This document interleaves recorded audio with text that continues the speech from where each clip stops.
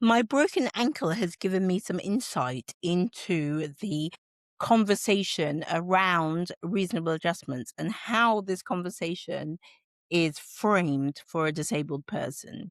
So it is true that we need to always provide an opportunity for people to have an open conversation with us about what adjustments they need. But that conversation is really, really difficult if the disabled person doesn't have enough framing around what they need to answer. My favorite question has always been, are there any adjustments you would like us to be aware of?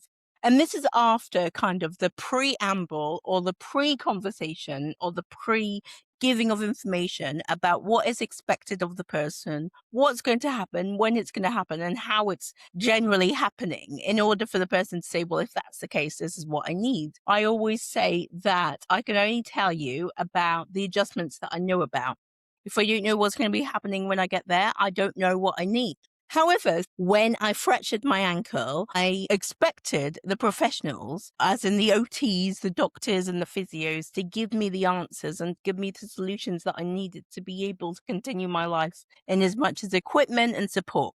So I was asking direct questions and the answers weren't coming. The answers weren't forthcoming and nobody knew what to say. So this really, when I was thinking about this afternoon, this really helped me reshape how we should be talking to disabled people in that initial conversation about what they might need. So instead of just doing that preamble and then going straight into the open question, I think the preamble in itself should add an extra thing and essentially saying that it is not about, I know that you're brand new to the role, so it isn't about having all the answers just now. It isn't about us coming out of this meeting and knowing what we need, but it's about us understanding what will help for you to feel confident on your first day.